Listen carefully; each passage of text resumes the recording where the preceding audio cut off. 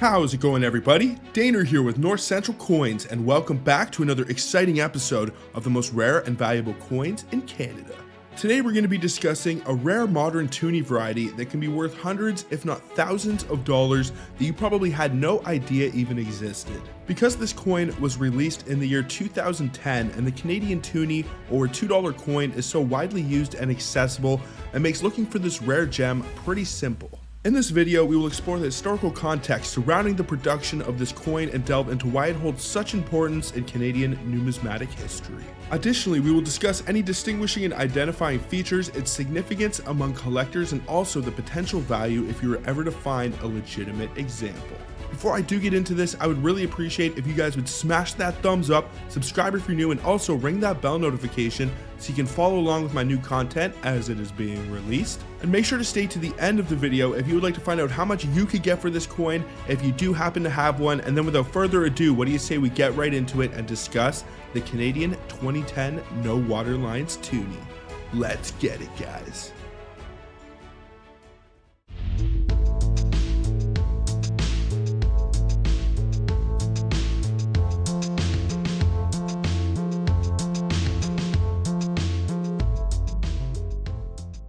The $2 coin, commonly referred to as the Toonie, was introduced in Canada in the year 1996 to replace the $2 banknote. It features a bimetallic design with an outer ring made of multiply plated steel and an inner core composed of aluminum bronze. In the year 2010, the Canadian Mint produced two varieties for the Toonie with differing numbers of serrations along the outside rim. The more common version of this coin has 16 serrations, while the rarer of the two varieties only has 14 serrations. These serrations serve both aesthetic and functional purposes, aiding in the coin's anti-counterfeiting measures and providing a tactile texture for easy identification. The rarer variety of the 2010 Toonies only has 14 serrations along the outer rim. This difference in the serration counts sets it apart from the more common version and makes it more highly sought after by collectors. Now, to differentiate the 14 serration variety from the more common 16 serration version, you just need to inspect the outer rim of the coin. Counting the serrations along the rim can help identify which of the two 2010 Toonie varieties that you possess. Due to its rarity, the 14 serration variety of these 2010 Toonies holds greater collectible value compared to the more common 16 serration version. The discovery of such minor variations in coin designs often sparks excitement among collectors and numismatists. These unique varieties contribute to the diversity and richness of the hobby, encouraging further exploration and study of Canadian coinage. The Canadian 2010 Toonie, with its two serration varieties, is a prime example of the intricacies and nuances found within the world of numismatics. The quest to uncover and find rare varieties like the 14 serration Toonie adds a layer of depth and excitement to the pursuit of collecting Canadian coins, and also gives you another reason to coin roll hunt Toonies here in Canada. Now, in the year 2010, an intriguing Toonie was discovered in a set celebrating the Vancouver Olympic Games known as the No Waterlines variety. This unique variation is found exclusively within the 2010 Olympic coin sets, and it offers collectors a distinctive twist on the traditional design. To identify this variety, you simply need to scrutinize the background behind the polar bear featured on the coin's reverse in the center core. Unlike the regular issue, the No Waterlines variety exhibits a smoother appearance with fewer details and lines in the water, creating a visually captivating contrast. The existence of this 2010 No Waterlines variety on this Canadian Toonie may be attributed to several factors in the minting process. One plausible explanation could involve dye preparation and maintenance. Dye polishing, a routine step in the dye preparation process, involves smoothing out imperfections and irregularities on the dye's surface to ensure clear and precise strikes on the coins. During dye polishing, if the background behind the polar bear on the center core of the dye was not uniformly treated, it could result in variations in the level of detail and lines present in the design. This inconsistency could lead to the creation of the No Waterlines variety, where the background exhibits fewer details and lines compared to the standard version. Other factors such as dye wear or differences in striking pressure could also contribute to these variations or the appearance of the coin's design elements. Over time, dies undergo wear and tear from the repeated striking of coins, which can affect the clarity and definition of the design. Variations in striking pressure during the minting process can also result in differences in the depth and intensity of the design elements on the coin.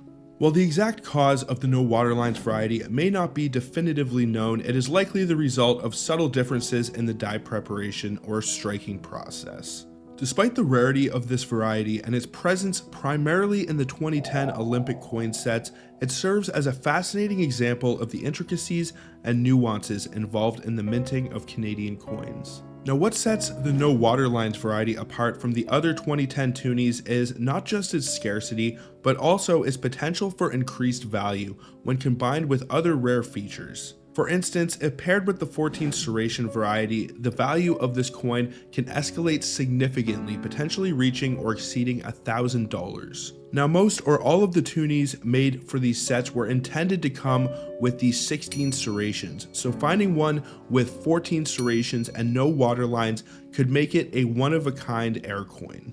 Now, we do have some price estimates for the no waterlines variety, which are as followed. This coin is classified as NBU, meaning it has a brilliant uncirculated finish and comes out of a set, but it would not look any different than your standard 2010 Toonie unless it has the no waterlines air.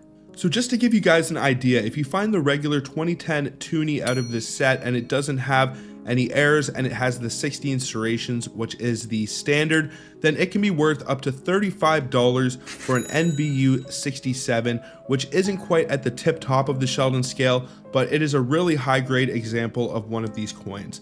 Now, if you can identify the no waterlines variety, which will mean that there will be less detail in the water ripples on the center core reverse design of the coin, then it can be worth around $200 for an NBU 67. So the price increases quite a bit from the standard issue, and if you were to find one and it scored any higher than that, you could be sure that you would see some big price jumps. You could easily be talking a $1,000 coin or more if it hits that NBU 70 mark.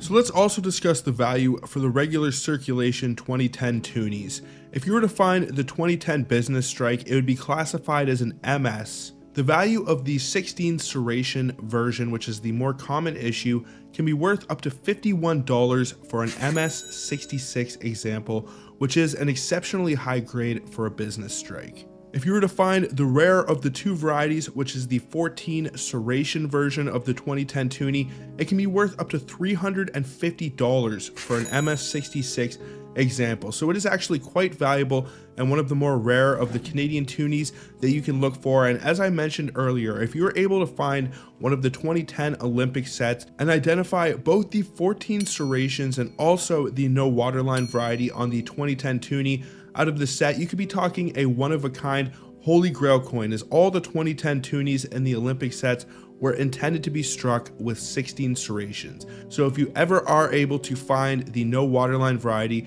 you also want to check and see if maybe, just maybe, it has the 14 serrations as well.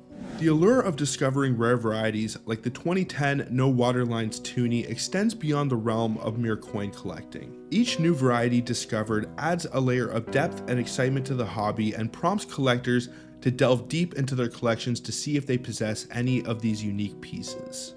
The possibility of finding one of these rare coins in circulation or in your pocket change adds an element of fun and surprise to the pursuit and encourages enthusiasts to keep a keen eye on their pocket change for hidden treasures.